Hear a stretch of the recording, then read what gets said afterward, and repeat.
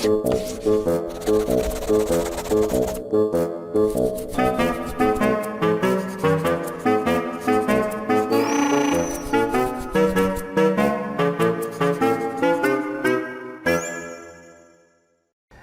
for this week, our main topic is on developmental psychology. And what is developmental psychology? Basically, it is studying the changing in psychological functions across the lifespan. Before this week, from the first week up to now, we've talked about memory, we've talked about perception, we've talked about decision making, okay, or judgment or reasoning. These are all, if you look at the lecture slide we had last week, so these are all human behaviors. It could be language, it could be thinking, interpersonal relationship, perception, memory, intelligence, abnormal psychology, attention, decision making, reasoning, creativity, and so on and so forth. These are all psychology. So, and we have covered about half of them, and we are going to talk about the other half in the second half of this semester. But today, developmental psychology is not included here. The reason is, when people are talking about development, actually we are concerned about the effect of time, how all of these mental abilities changes across different time. Okay, how your memory, how your language develops across different ages, how your thinking process change across different ages. So basically, when you are talking about how any of the abilities changes across the lifespan, it is the topic that a developmental psychologist will be interested in. Okay. So time is the most important factor that developmental psychologists are concerned about. But speaking of time, supposedly everything changes across the lifespan. Okay? Not only when you are a child, you are also changing when you are an adult. You are also changing when you become a senior person. But if you look at those studies or look at the literature in developmental psychology, there is a tendency that people focus more on the childhood development. Okay? If you look at those papers in any journals in developmental psychology, most of those papers, they are focusing on childhood. And why is it? The reason is, in most of the cases, people change the most during the childhood. After the childhood, it seems to be more, the change become less. It seems to be more stable. Okay? The next time you are going to change a lot probably is when you get quite old. But if you are old, but for old population, for research purpose, probably it's relatively harder to get old subjects. So people tend to study childhood development more. Okay. It is not because that people don't change during adulthood. It's just because people change more during the childhood. And also, it's relatively easier to research on children than old people. Okay. So, like today's lecture, we are also going to focus more on childhood. So let's start from the little baby. For little babies, if you have a baby at home, probably you would have noticed this reflexes. And what is a reflex? A reflex is a reaction that is not controlled by your consciousness. Basically, when there is a stimulus and it automatically generates a response. And this kind of stimulus response link, we call it a reflex. Basically, the information doesn't go to the brain. The information goes from your sensory system to your spinal cord, and then it directly from your spinal cord to your motor system. Your brain is not involved in reflexes. For little babies, they have several reflexes. And these are probably two of them which people are more familiar with. Okay. Sulking reflex. And what is sulking reflex? If you put anything near a baby's mouth, he will suck it. So this is sulking reflex. Palmar grasp reflex. If you put anything near a baby's hand, he will try to grasp it. So this is grasping reflex. And this is not too surprising. Okay? If you have a baby at home, you would notice it. But actually there are far more other reflexes than the two, like this one, swimming reflex. This might look a little bit strange. How come a baby can swim? But actually, yes, a baby can swim, like this picture. But this kind of swimming is not the swimming that you think about, like swimming in a swimming pool, like 50 meters. It's not that long, probably just a few meters long. After a while, you still have to, you still have to rescue this baby. He can't really swim too long, but just for a few meters is okay. Okay, babies can hold the breath and can move forward. Okay? But this only happens for baby younger than 6 months old. If they are too old, then if you put them into the water, they will just struggle without doing anything meaningful. But if the baby is young enough, if you put the baby into the water, the baby actually can move like this. Okay, just move for a few meters. Originally, I found, but unfortunately, because of the copyright reason, I can't play the movie. But babies do swim. In addition to swimming reflex, there is another reflex, walking reflex. Babies can walk, but the walking is not like the normal walking. The walking is, you still have to hold the baby, but when you are holding the baby's legs actually can move forward. And this actually only occurs for baby less than 6 weeks old. If we look at this video, you still have to hold the baby, but if you're holding him, his legs can move forward. But of course, he can't really walk voluntarily. The reason is because he doesn't have like strong enough muscles. Because to walk properly, you need muscles. Unfortunately, babies don't have strong muscles, so they can't really move like independently. But with help, they can move forward. And this is called walking reflex. But swimming and walking, at this stage, they are just reflexes. And these reflexes will disappear. Eventually, they still have to learn these two skills again. And this is a tricky question. So why do we... Then the next question is, if these reflexes are important, like swimming and walking, probably because we do need to swim, we do need to walk, and we were once able to walk and swim, but why did they disappear? This is actually a very interesting question. Why did the two reflexes disappear? And why do we have to learn them again? Okay. There could be many potential reasons.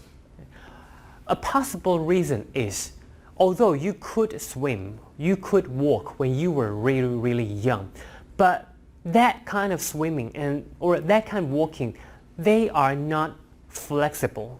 Okay? They are reflexes. By definition, reflexes are something that can't be controlled by your consciousness. So if you have a certain stimulus, then you will generate a certain behavior. So it's not flexible at all. You can change how you swim or how you walk according to the situation. So although you could swim, you could walk when you were really, really young, but those kind of walking and swimming is too inflexible, too rigid. Okay? And this kind of inflexible actions probably are not very helpful to us. So that's why eventually we still have to learn the other kind of walking, the other kind of swimming, which is more flexible. When you are walking like you do now, you can walk differently according to the different situations, because the walking you are doing now is not controlled by the reflexes. It is controlled by your consciousness. And once a thing is controlled by your consciousness, you can change it according to the situation, which is more like helpful for your survival. But in order to regain the conscious or voluntary walking or swim, you have to you have to get rid of the original reflex type of swimming, walking first. You have to ditch the two ability first, then you can re-pick the proper walking and swimming. So this is one of the reasons. Although you could walk, you could swim, but those walking and swimming, they were not flexible. So you need the flexible walking and swimming. And in order to learn to swim, walk, flex in a flexible way, you have to get rid of the reflex type of swimming and walking first. Okay. So that was something about babies. The next topic is actually for reflexes, psychologists don't really care too much about reflexes. Psychologists care more about how babies learn, how babies' cognitive functions work. So the next topic is how do psychologists study development. Okay. And bear in mind, when it comes to development, people are concerned with the effect of time or the effect of age. If you still remember what we talked about during the second lecture of this semester, we talked about methodologies. We talked about correlational method and experimental method. If you want to do an experiment, you have to manipulate the independent variable and to observe the dependent variable. If you are a developmental psychologist, chances are you are interested in the factor of time, the factor of age. So supposedly, if you want to do an experiment, you should manipulate age, which is impossible. Okay. So for developmental studies, you can't really do a proper experiment. In most of the cases, you still have to choose the second best strategy, which is a correlational method. Okay. You can't manipulate age. You can only observe the effect of age. But even for correlational methods, there are different ways to study the effect of age. Okay. So methodology is quite important for developmental psychologists because they can't manipulate. If you can't manipulate the effect of age, then you have to really concern about the consequence if you choose a correlational studies. Okay. There are several methods that psychologists would use, but we are going to talk about only two of them. These are the two, longitudinal design and cross-sectional design. This is very specific to developmental psychology. What are they? So imagine you are a psychologist and you want to know the difference between a 5-year-old child and a 25-year-old adult and a 45-year-old adult. You want to study the difference of the three different groups. And you have two ways to find the differences. The first way is if you only have limited time and budget and you have to get a result instantly, then probably the easiest thing you can do is imagine if it is now in the year of 2010, you just find three groups of people. The first group, they are 5-year-old children. The second group, they are 25-year-old adults, and the third group, they are 45-year-old adults. And you just observe, you just try to measure their difference among the three groups. And if you find any difference, you probably can say that age does play a very important role on a particular kind of cognitive function. But you can also choose another method, which is you start this investigation in the year of 2010, and you find a group of children who are 5 years old, and then you just follow them. You follow them in 20 years. In the year of 2030, you ask them to come to your lab again. You measure their cognitive ability again. And in another 20 years, you ask them to come to your lab again. So basically, although you have three groups of people, but actually they are the same group of people, but just in different times. So this is another way of studying developmental psychology. The first way is cross-sectional study. You just recruit different groups of people who are in different ages. The other one is longitudinal study. You recruit just one group of people and you follow them. Okay. Why do we need the two methods? The reason why the two things will coexist because neither of them is perfect. One of them has some advantages and disadvantages, and the other one has other advantages and disadvantages. This is why both of them exist, because neither of them is perfect. The next question is, what are their advantages and disadvantages? What about longitudinal design? Longitudinal design is a design. Basically, you just follow the same group of people for like 10 years, 20 years. Okay? And you measure their difference across different ages. Can you think of any pros and cons? Okay. Usually, the advantage of one of them is the disadvantage of the other. So we just focus on the disadvantage. What is bad about a longitudinal design? What is the difficulty that you might come across when you are using a longitudinal design, which is following the same group of people across different times? Can anyone think of any difficulty if you are using a longitudinal design? Yes, of course, this is the practical thing that you have to face, because they are not plants. They will move, and they might just move to another country, or they might just die. So it's really hard to control every one of them. You will lose your subjects. Okay, and also another difficulty is because if you have to wait, who knows whether you still have time and the budget to run this study. Okay, so a longitudinal design practically is relatively harder. So that's why many people, they will choose the other one, which is cross-sectional design. You just recruit different groups of people, like 5 years, 25 years, 45 years, and you measure their difference simultaneously at the same time. Okay. But could you think about anything bad about a cross-sectional design? It's relatively economically cheaper and it saves time, but there must be some bad thing. So why people will choose the other? Do you want to try again?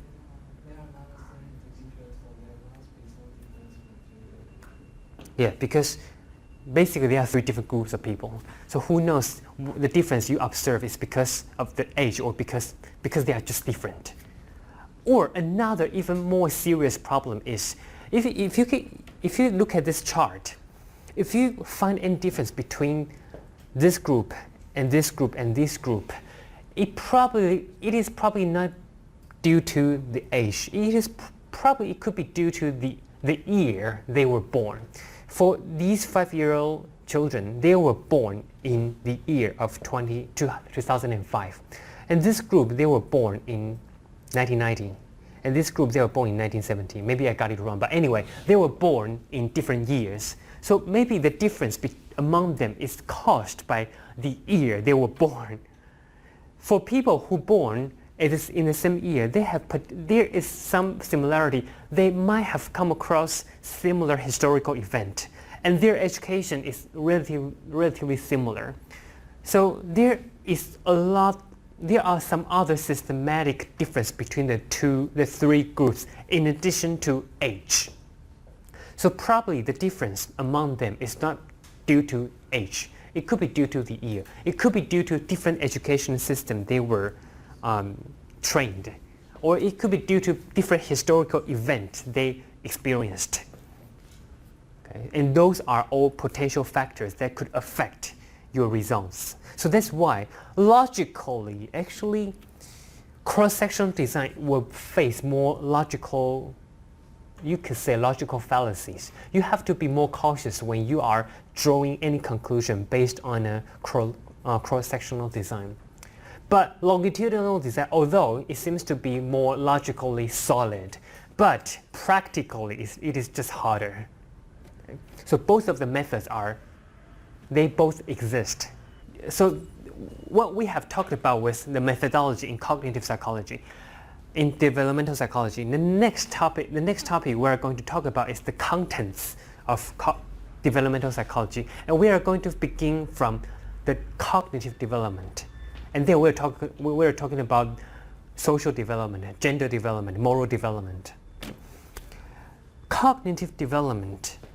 There is a very famous theory in cognitive development, which was proposed by this guy, Piaget, and he was a Swiss doctor, and he proposed this theory by observing his own children.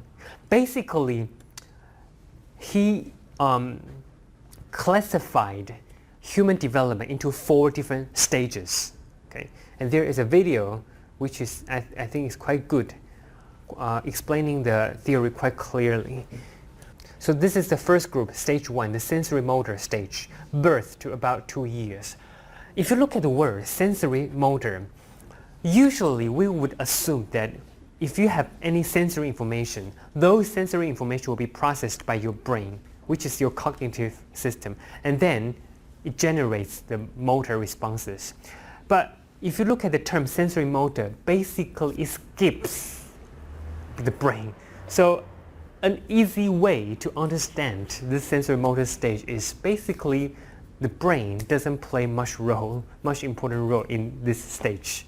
So that was the first stage, sensorimotor stage. From birth to about 2 years old. So basically children or babies at this stage, their brain doesn't play too much important role. And a very important thing about this stage is they are acquiring object permanence at this stage. And what is object permanence? Object permanence is an object wouldn't disappear just out of sudden. Okay. For 1-month-old baby, infants, they can follow objects with the eye. Imagine there's a train, a toy train, and the train is moving, and the children, they will just follow the train. But once the train enters into a tunnel, so the train disappears, then the babies wouldn't follow the train anymore. Because for them, out of sight, out of mind, once a certain thing is not in front of them, they would assume that they disappeared.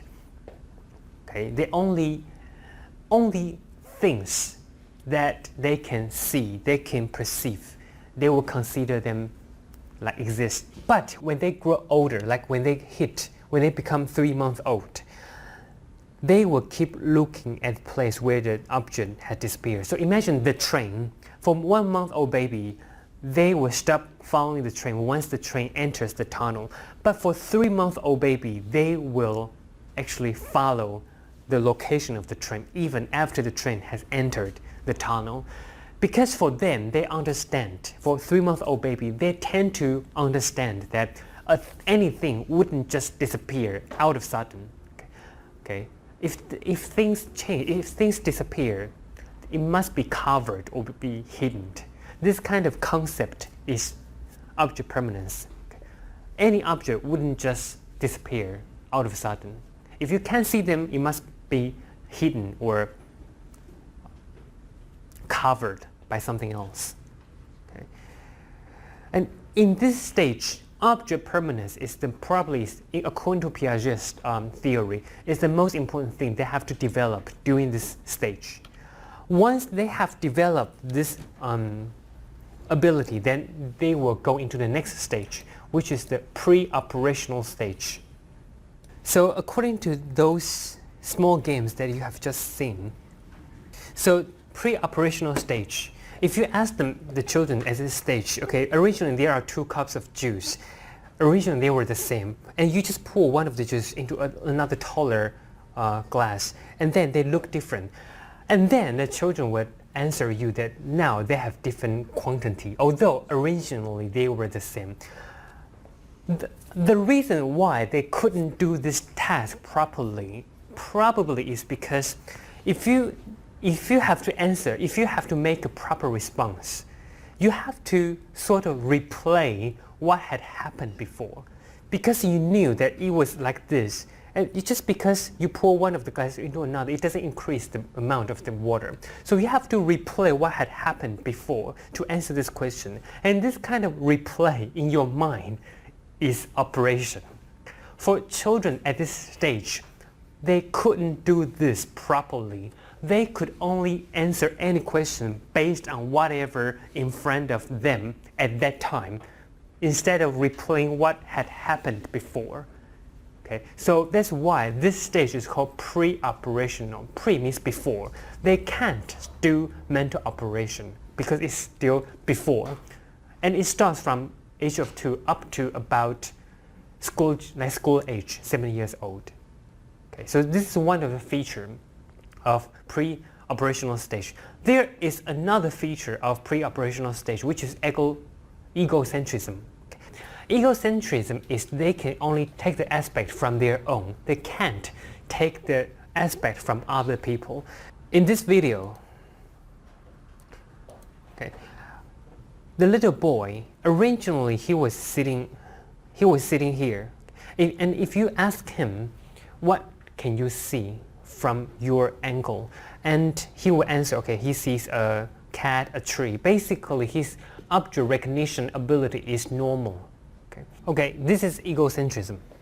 Because the question now this boy is being asked is, can you tell me that what I can see? I mean, the I here means the experimenter. What I can see from my side.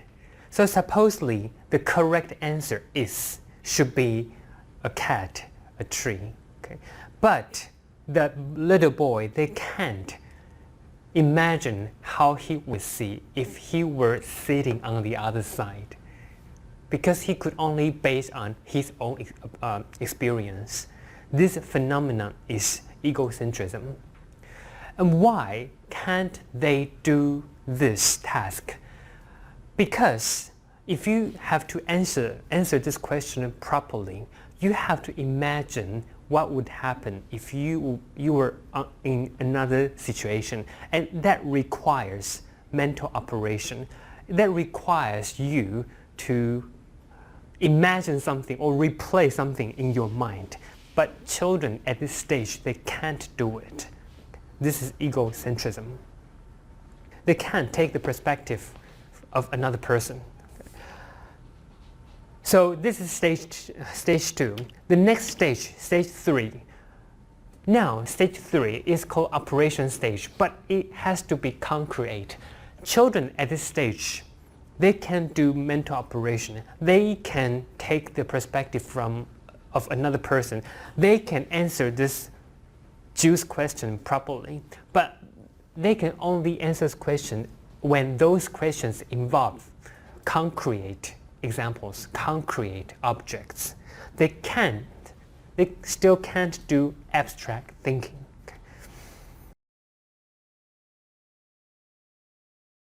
Okay, now this little boy is doing a reasoning task.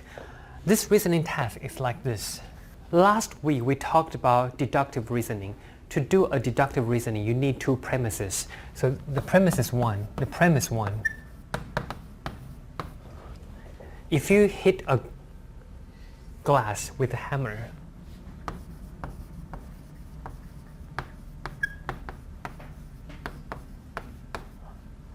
the glass will break. And premise 2, someone hit the glass with a hammer.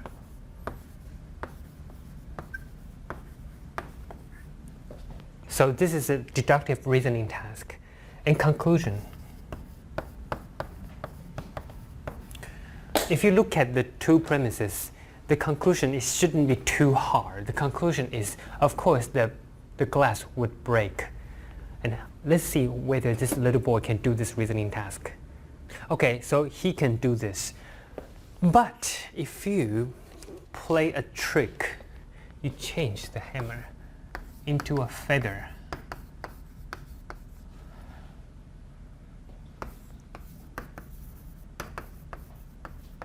Okay. Supposedly, if you are doing this reasoning task, according to the 2 premises, supposedly, the glass will also break if you hit it with the feather. But for children at this stage, they can't imagine something different from what would happen in the real life. So he said nothing. Okay. According to this reasoning, no, it's not nothing. Something will happen. The glass will still break because according to premise 1. But because if you hit a glass with a feather, according to his experience, a feather is too soft. A feather can't hurt a glass. So he can't do this reasoning task. He will give an answer only based on his experience. It is not until the final stage of development, formal operational. Formal means abstract, okay? 形式的 form. So they can do mental operations, not restricted to concrete things, but also for abstract concepts. Okay, so this is the 4 stages that Piaget proposed. So it is not until the final stage. The final stage starts from probably 11 years old. So people can do formal operational stage. So that's also probably the reason why, if you recall what you learned when you were in like elementary school and in junior high school, you didn't learn those, like for mathematics. When you were in elementary school, you wouldn't learn something like -1, -2, -1 plus -2, what equals to -1 plus -, because negative numbers, they don't exist in the real life. So it would be too hard for a child to imagine what it means by a negative number, or what it means by the square, or what it means of the square root of something. Those kind of concepts, because they don't exist in the real life, so you wouldn't learn it until you hit the final stage of cognitive development. Because it is not until this stage that you can do abstract thinking. Okay, so that was general cognitive development. The next topic we will talk about language. Supposedly language is also part of cognitive psychology, but because it has for language, particularly for development, there are many things between language development and other cognitive development. So that's why we tend to talk about language in a separate context.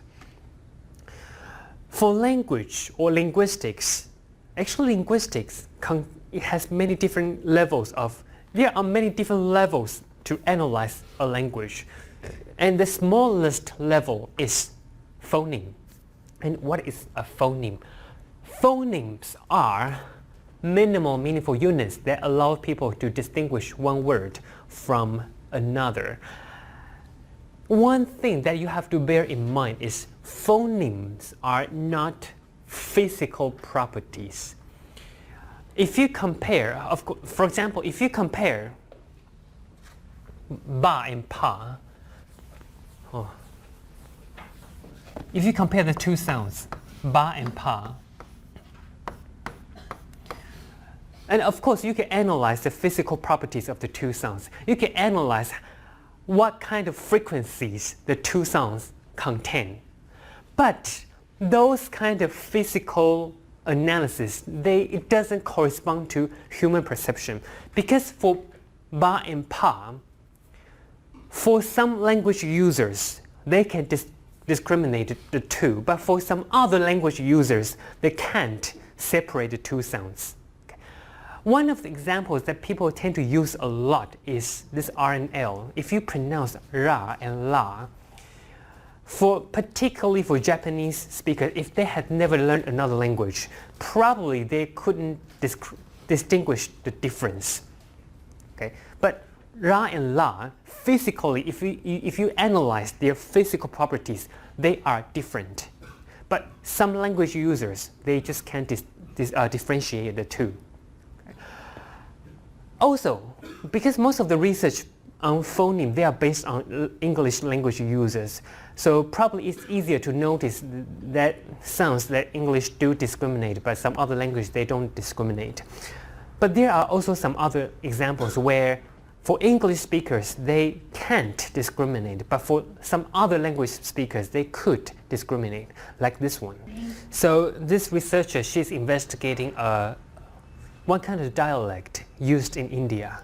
Okay, so according to this video, there are sounds that some language user, they can discriminate, but for some other language user, they just can't discriminate. So that's why I say phonemes, the word phoneme here, it is a psychological property, it's not physical. Because if you analyze the sound, the physical properties of any sound, of course every sound is different. But there are some sounds that we can discriminate. There are some sounds that we can't discriminate, depending on which language we're using.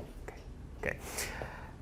But interestingly, if you are an adult, you can probably only discriminate the sounds in your language. But if you are an infant, you seem to have the capacity to discriminate all the sounds in all the languages around the world. And how do we know a baby can discriminate different sounds? So we have to use some technique to know what sounds a baby can discriminate. According to this technique, because a baby can't talk, so you can't ask a baby, can you differentiate the two sounds? Of course, this is something you cannot do. But there are some techniques. This technique is very similar to classical, it basically uses the principle of classical conditioning. So imagine you play a series of ba, ba, ba, ba, to a baby. So that the baby is listening to ba ba ba ba ba ba ba. Up to a point, you play pa, and then at the same time, you play. You put a toy in front near the baby. A toy, and the toy will start to move when the sound pa appears. So at this stage, a toy will move. And of course, whenever something is moving, something is creating a sound, the baby will turn his head to look at that toy. Okay. So this is what happens during the training stage. And after repetitively training, then test stage, you also play ba ba ba ba ba up to a point, and you play pa. And then you observe whether the baby will turn his head to look at the toy. If the baby turns his head, then you would know that he has noticed the difference between ba and pa. Okay. So does anyone have any question about this method? So with this method, you don't have to ask the baby. You can only see whether the baby turns his head, and you can know whether he can discriminate the difference of the two sounds. So with this technique, now let's have a look of how English-speaking babies can discriminate Indian sounds. So the previous baby was younger, so she could differentiate the two. But for this baby, he's older now. Then he has lost the ability to discriminate the sound difference in this Indian language. Okay. So by using this kind of method, there have been some findings suggesting that for babies younger than 1 year old, basically they can discriminate basically all of the sounds around the world. But after they get 1 year old, they will lose the capacity of discriminating sounds that don't exist in their own language. Okay. So this is phoneme. Basically, phonemes are how different language users classify the sounds in the world. Okay.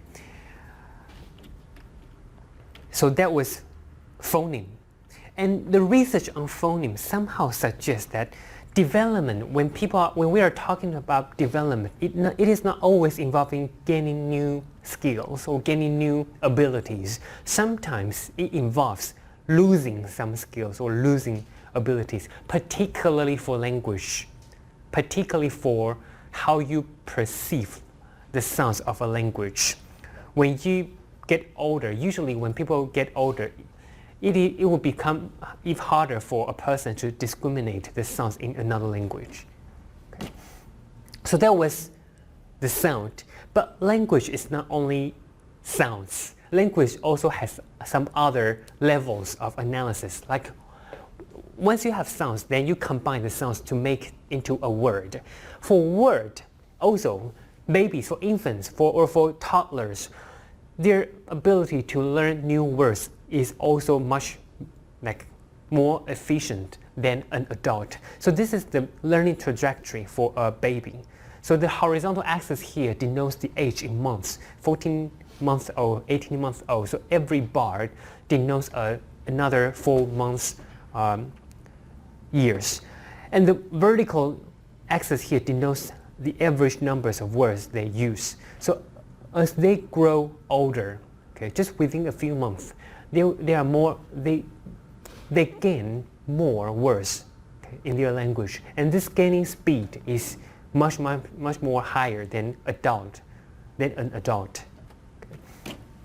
And we call it naming explosion. It's just like something exploding. Grammar.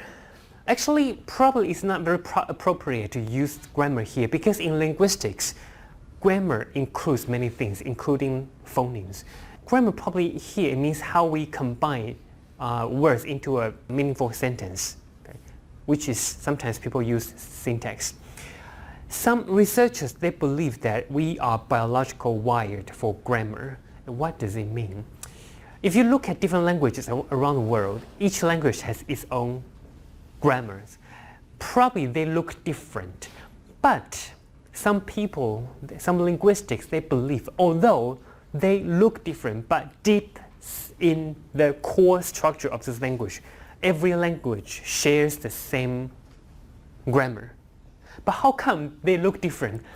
The reason why every language seems to be different probably it is because some historical reason, some political reason, some cultural reason, but cognitively, somewhere in your brain, the prototype grammar is stored somewhere in your brain. And why is it? Because an interesting thing is if you look at the children with hearing difficulties, okay, because they have hearing difficulties, so it is very, very hard for them to pick up an oral language. So that they have to learn sign language. But if no one teaches them sign language, like if their parents can't use sign language, they will lose the opportunity to be exposed to any sign language. They will develop their own sign language. And those developed sign languages, actually they have rules. Okay? And interestingly, I'm not sure how accurate it is, but some people, they report that if you compare those self-developed sign languages, there is a lot of similar features among those self-developed sign languages. Okay. And probably those self-developed sign languages reveal the prototype of human languages. If you have never learned any languages, somehow, somewhere in your brain stores the prototype of the grammar. Okay? And if you have never learned any other language, then you will just use that prototype. But if you are raised in a society, like here in Taiwan, people use Chinese, then those prototype grammar will be transformed into Chinese grammar. And if you are raised in an English-speaking environment, that prototype grammar will be transformed into the English grammar. But although superficially every language has different grammatical rules, but deep in everybody's mind, there's somewhere in your brain that stores the most original, the most primitive type of language. Okay, this is one theory according to one particular type of linguistics. And also another supporting evidence is if you compare those second generation immigrants, if you look at their language, usually for first immigrants, okay, for example, if they grew up if you take the United States as an example, if the people they grow up in another country and they move to the United States when they become adults, and they are first generations, and their children are second generations. In some cases, those second generation children, they are not blending into the society that well, so they don't speak English probably not that well.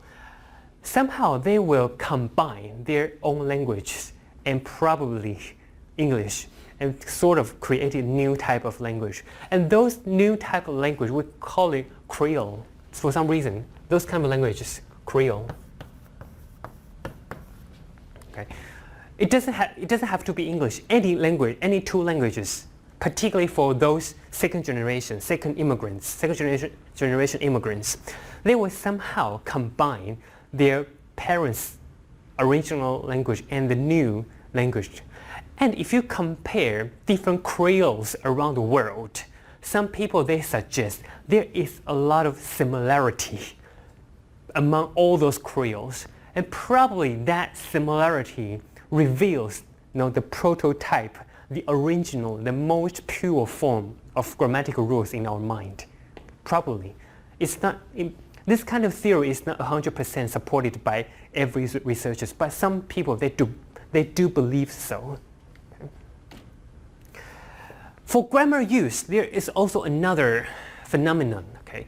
Some people, they might argue that actually we never learn grammar when we were learning our native language. Like for most of people here, we learn Chinese, and we never really seriously learned Chinese grammar before. Of course, when you are learning another language, you have to learn a grammar. So probably you've never learned grammar. The reason why you can produce sentences, you can produce a language properly, just because you just use a lot of trial and errors. Okay, whenever you feel hungry, you will say, I want to eat, I want to eat, I want to eat. And you never really analyze the structure of I want to eat. You just, because when you were growing up, whenever you say, I'm hungry or I want to eat, someone will give you the food. So you are not actually using the rule. You are just learning, you are just saying things in the units of sentences. Okay? This is some kinds of people, they might think so. There is no grammar. When you are learning your native language, you don't learn the grammar, but you just learn the whole structure. So there is no grammar in your mind. But there is particularly for English speaking, because most of the research, they are based on English speaking babies. If you look at the development of English speaking children, there seems to be 3 stages. The first stage, because in English, if you want to create the plural form of any noun, basically for most of the nouns, you just put an S after the object. But there are some exceptions like mice and feet. Mice means when there is more than one mouse, then you have to use mice. And feet is the plural form for foot. For very, very young children, they tend to use the words correctly, okay, mice and feet, which is not surprising because whenever they see a lot of mice, they just use mice. So for them, they associate a lot of mice with the word mice. And when they see more than 2 feet, then they will use the word feet. Okay? So probably in their mind, there is no plural or singular. It's just whenever they think about a lot of this kind of animal, then they will just use mice. But up to a point, when they get a little bit older, they start to say something like mouses or foots, which don't exist in English language. And suppose their parents should have not spoken this kind of words before. So the reason why they would produce mouses or foots, it is not because they have learned it. It must be because they have learned the rules and they apply the rules on new words. Okay. Now, of course, after a while, they will become correct again. Okay. They'll become mice and feet again. But in any case, here, what they want to emphasize on this phenomenon is children, they do probably somewhere in their brain, it does store grammar. Okay? You do really use the rules when you are speaking. Okay, so that was language development. The next topic, social development. From this point onward, we are moving on to the other end of psychology. Remember last week when we were talking about cognitive psychology, I sort of introduced psychology as a spectrum. On the one end of the spectrum we treat human beings as machines. It's more cold-blooded. And on the other end of the spectrum, we look at those warm-blooded, those more unpredictable things for human behavior, okay, including emotion, motivation, or social interactions. So from this point onward, we are moving on to the other end of psychology. We are going to see those more warm-blooded type of psychology. Okay. So for social development, there is a very important theory in social development, which is the theory of attachment. And what is attachment?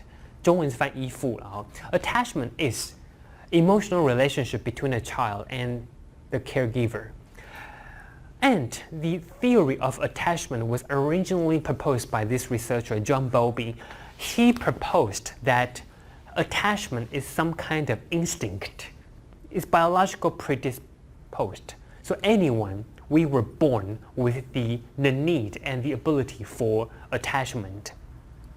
And his student, Mary Ainsworth, she developed a situation, an experimental context to look at how children develop their attachment instinct. And let's have a look of this experiment. It's called Strange Situation Test. So basically, you have to send the children into a lab. So this actually is a lab. Okay. So although it looks like a very comfortable room, a cozy place, but it is a lab. So on the outside of the lab, there are experimenters watching what is happening inside of the room. And the whole task, it is actually there's an SOP for this whole task. So firstly, the child is interacting with the mother, and then after a while, a stranger will come into the lab, come into the room. And then the mother will leave the room. So this is strange situation task. So it has to be following the standardized procedure. Firstly, the child is interacting with the mother, and the stranger comes, and the mother leaves the room, and the mother comes again, which is called reunion. And then the mother will leave again, and the mother will come again, second reunion. So, and then you just observe how this child reacts to this kind of strange situation. And you can find that there are three kinds of babies. The first kind is secure babies. They are secure. Basically, they show some distress. Of course, they'll cry a little bit, but they don't cry too long. After a while, they'll gradually return to play. But it's not every child is secure. There are some other not that secure babies. The second kind, insecure attached. But even for insecure attached, there are also different subtypes of insecurely attached baby. The first one is insecure attached avoidant children. They ignore the parent. Basically, for them, it feels as if nothing has happened. Probably they don't cry. They don't even care about the mother. Okay, it seems that nothing has happened. These are insecure attached avoidant baby.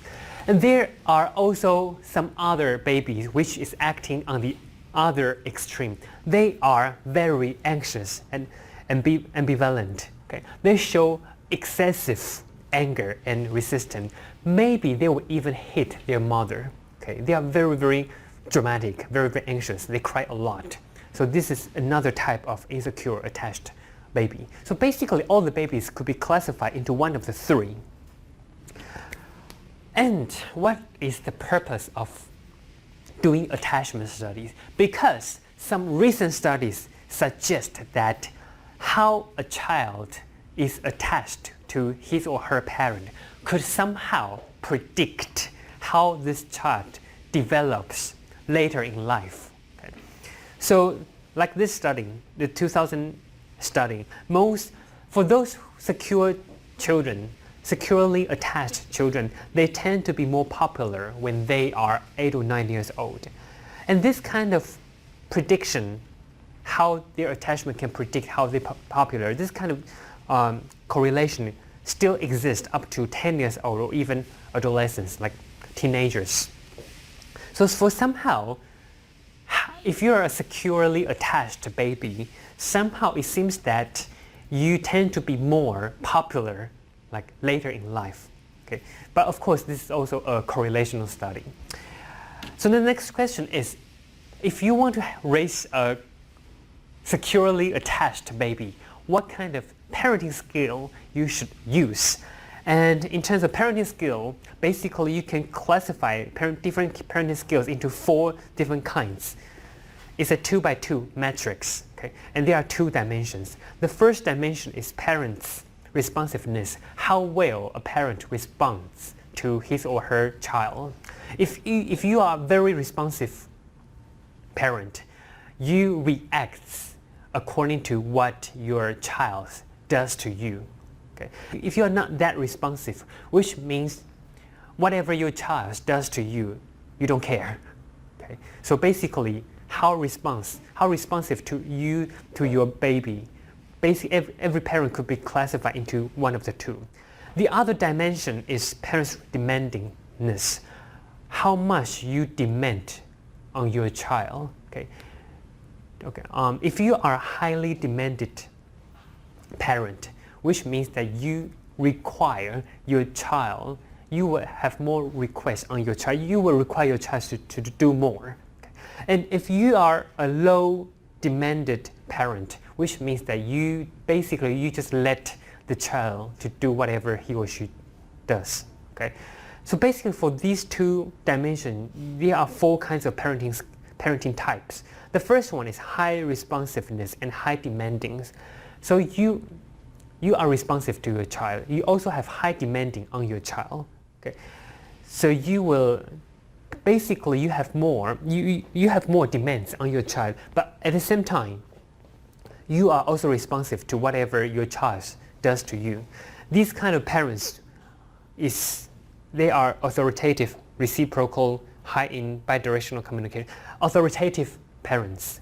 Or you could be a parent which is not that responsive, but also high demanding. You demand your child much, but you are not responsive and authoritarian. Okay. Or this one, you are responsive to your child, but you don't have high demanding on your child. So you just let your child do whatever he or she does. Okay. Indulgent. Or you could be neither. You are not responsive and you don't have any high demanding at all, which basically means ignoring parent. Okay. And among the 4 types of parents, if you are an authoritative style parent, it's more likely that you can have a securely attached baby. Okay. You have high responsiveness and high demanding. Okay, so that was attachment. The next question is, if attachment is indeed some kind of instinct that every one of us has, why do we need attachment? Why does evolution give us this ability of attachment? Probably because when you were a child, you couldn't live on your own. You need to be fed by other people. You can only be fed by other people if you are attached to an adult. So of course, to survive, you have to be attached to an adult. But probably there could be something else other than being fed. Like this one. There is a very famous experiment done on a monkey, a very poor little monkey. This poor little monkey, she has two mothers. Okay? The first mother is the food mother, like this one. This food mother, basically they are not real monkeys. They are just artificially created fake monkeys. But one of them offers food. The other one doesn't offer food, but it offers comfort because it's wrapped by a cloth. Okay? And if you look at the behavior of this little monkey tends to spend more time on this close mother. Although this mother doesn't provide food, but this mother can provide contact comfort. Okay? So why do child get get attached to an adult.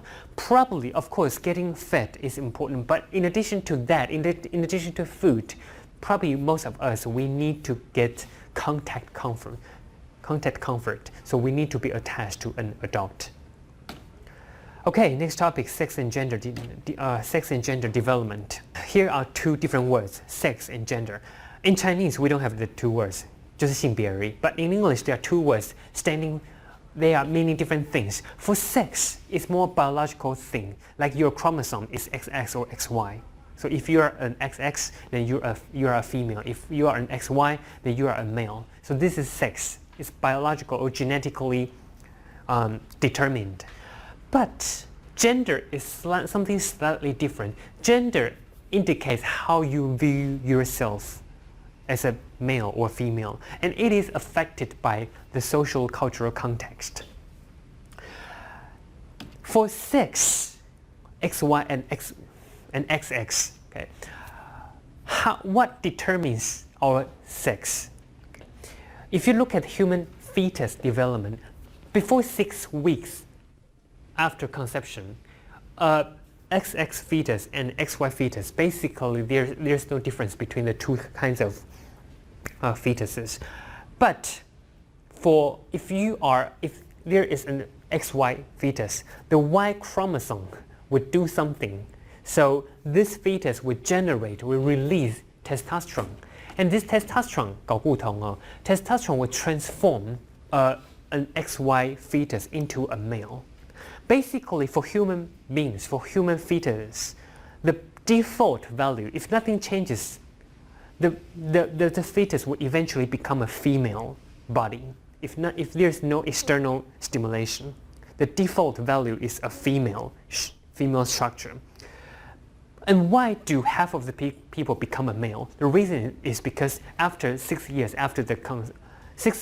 after conception, the testosterone generated by the Y chromosome will transform this fetus from a female shape into a male shape. And then this kind of transformation, not only for the physical structures, but also for the brain. Okay? So that was sex. What about gender? Gender is how you view yourself as male or a female, how the society views you as a male or a female. For gender identity, if you look at the gender development for most of the children, for 10 to 14-month-old children, about 1 year old, they demonstrate a preference for videos showing the movements of a child of the same sex, which somehow suggests that this children at this stage, they must have understood what's the difference between male and female, and they must have understood whether they are a male or female, so they have a preference for the gender of their own. Okay. This is gender identity. The other thing, gender stereotype, 刻板印象, which is whether if you consider a boy should behave in a certain way, a girl should behave in a certain way, then which means that you have a gender stereotype. For gender stereotype, particularly for children aged between 5 and 7, they tend to have very strong stereotype, okay, compared to other ages. Okay. So this is gender development. And if you compare what a boy does and what a girl does as they grow older, at age 6, if you compare boys and girls, boys prefer interact in groups, and girls prefer one-on-one interactions. If you look at the contents of the activities, girls prefer social conversations, whereas boys, they focus more on just playing. Okay? And teenagers, girls have more intimacy and self-disclosure. They tend to talk more, and boys tend to be more competing. They tend to do something more with more competition and more excitement. Okay, so this is if you compare the general difference between boys and girls, there are some differences, but bear in mind, those differences we have talked about, basically there are differences on the average. Okay? If you compare averagely like the boy population and the girl population, you can find differences on the average, but it doesn't necessarily indicate that every single individual is different from the other sex. Okay. So that was gender development and sex development.